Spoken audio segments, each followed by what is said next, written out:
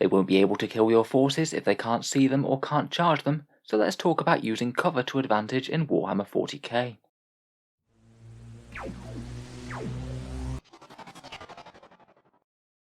Hello and welcome back to Auspex Tactics, where we're all about getting the most out of our miniatures on the tabletop. In today's video we're going to go over a little bit of tactics around ruins, woods and barricades, just clarify how they work and how I think about deploying my troops around them. I would say terrain is often an afterthought when thinking about playing games of 40k. You of course know it's going to be there, but because you don't know exactly what's going to be there, it's kind of hard to plan for it. It is something that you need to think about each and every game, and the tactics for using it will vary very heavily depending on exactly what you're fighting. There are quite a few general principles though that I think can be really handy for using the battlefield to gain an advantage over the enemy. We'll go through a few of them in this video, and of course if you do have any other handy tips yourself, please let us all know down in the comments below. So first of all, and perhaps most importantly, is to clarify with your opponent before the game exactly how each piece of terrain is going to work. 9th edition's terrain rules are far more interesting than 8th edition, though for a lot of them I'd say that the wording isn't entirely clear, and a lot of them have really quite technical specifications whether you get the cover or not. This is further compounded by everyone's pieces of terrain on their own gaming tables being slightly different, and a lot of people do tend to adopt their own house rules to try and make Games Workshop's terrain system work for them. I believe some competitive gamers have also started to use WTC rules, which I believe add light cover to woods. Obviously that isn't in the core rules or in the GT pack, but it's just there to be aware of that you might see some people play things a bit differently. It doesn't really take long, just look over the battlefield, say is that obscuring, is that going to be treated as woods, is that one going to be a crater or a barricade, and perhaps one of the most important things is clarifying where terrain extends to. For example, Citadel's various ruins might be either mounted on bases or have no base whatsoever. I think rules as written, if it's mounted on a base, technically the base would count for things like obscuring terrain. This doesn't always make a lot of sense though, particularly if the base is massive, so it might well just be worth talking with your opponent before the game begins. Also, some people like to say if the model is within 1 inch of the ruin, it counts as being in area terrain, even if the ruin doesn't actually have a base per se. Other people like to say if it's clearly within the boxy defined area of a ruin, then that counts as area terrain, again even if there's no base. Honestly, most of these variants work quite well in game, but I think it's useful to clarify them with your opponent so you don't wind up having a unit shot that you thought was out of line of sight, or your opponent trying to claim obscuring terrain when you don't think they should get it. So moving on from that, let's talk about ruins. Ruins are normally scalable, so infantry can move up to get to the top floors of them. Reachable, so infantry, beasts and swarms can move right through ground floor ruins. Provide light cover if you're in the area terrain.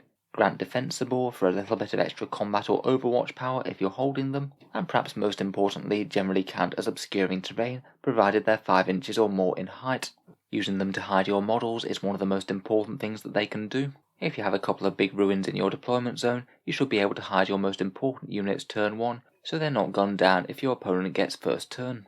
Say for example these scouts on the right, they're making sure they're outside of the base of the ruin. That way this Hellbrute won't be able to shoot them, and on their turn they can potentially move into the ruin and take shots at the Hellbrute if they can see it.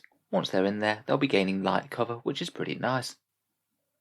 Units with fly can make excellent use of the upper floors of ruins. Flying units don't measure vertical distance when they move, so it means that you can easily jump them to the top of a building, potentially keep them safe from charges, or perhaps even help to outrange certain enemy weapons that are firing from ground level.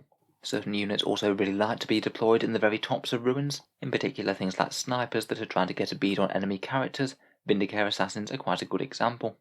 I would bear in mind though that when using the middle floors of ruins, sometimes it can make it a bit easier for you to be charged from reserve. Say for example this Terminator that's arrived next to this Hellblaster, he is 9 inches away from the model, but because he only needs to get into engagement range horizontally, because an engagement range is a 5-inch vertical dimension as well, he technically only needs an 8-inch charge to get in.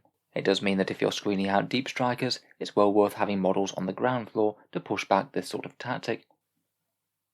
Ruins are prime real estate for infantry, where they can just move through the walls with that breachable keyword, but they can provide a bit of an impediment to vehicles and big monsters.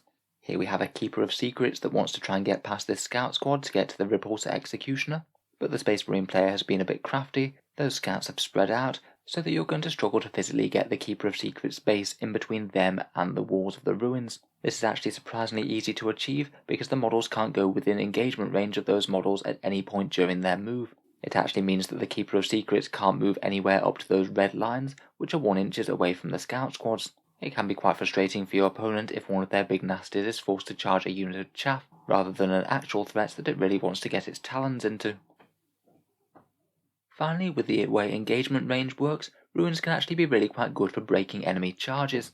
A good defensive position to stop enemy units charging you is to make sure that your defending units are just 1 inches away from the ruin wall. These scouts have lined up that way behind this ruin, trying to keep safe from enemy Chaos Terminators who are moving to charge them.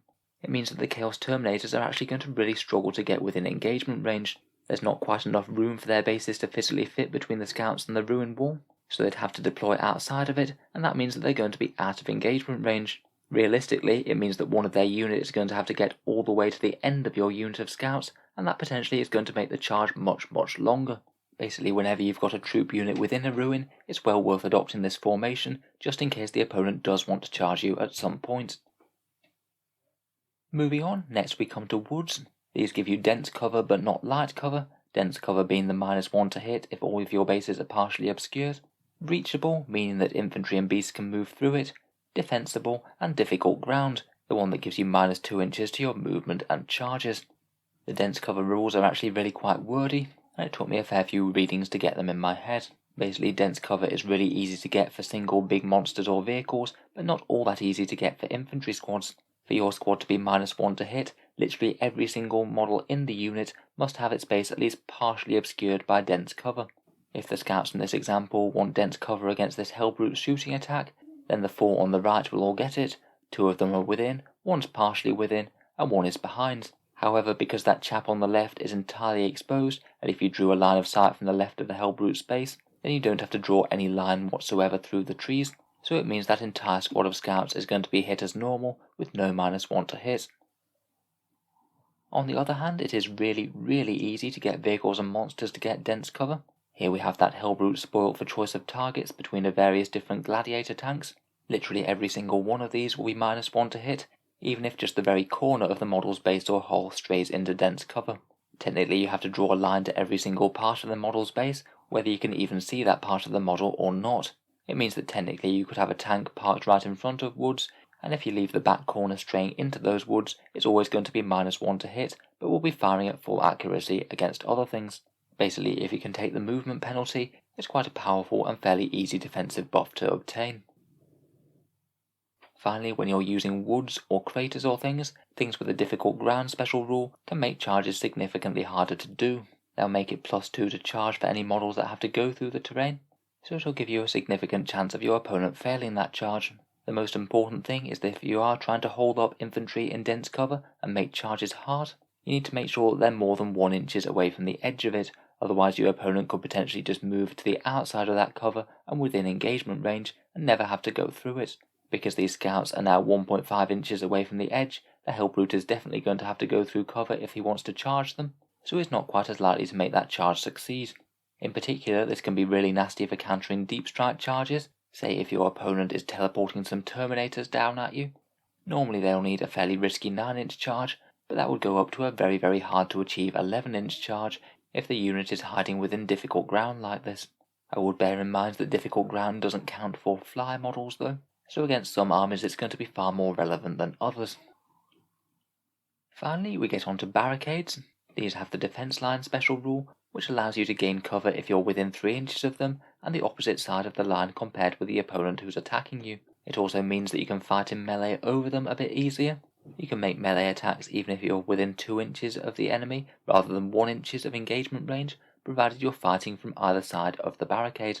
They give light cover and also heavy cover, which means that they provide some defense against charging units. They're defensible, have the unstable position keyword so you can't finish your moves on top of them, and are also difficult ground, so again will slow movement if you are moving over them. Barricades can be fairly easy to gain light cover from. Say if these orc boys are shooting at these intercessors, then 3 out of the 4 intercessors are in cover. They only have to be partly within 3 inches of them, and you can take the saves on the ones that are in cover, and you don't have to take it on the one that isn't. It means that they'll be saving on a 2+ against those sluggers. Again, you can use barricades similar to ruins, and make charges very difficult for your opponent. I think potentially deploying just a little bit away from a barricade can again be a good idea. It won't be quite as easy to stop the opponent from making the charge with that 2-inch strike range when they get into combat, but you'll gain the benefit of heavy cover and defensible, and potentially, if the line's long enough and your opponent isn't able to consolidate into engagement range, you might even be out of engagement range in your turn, able to move and shoot as normal, and make your own charge if desired.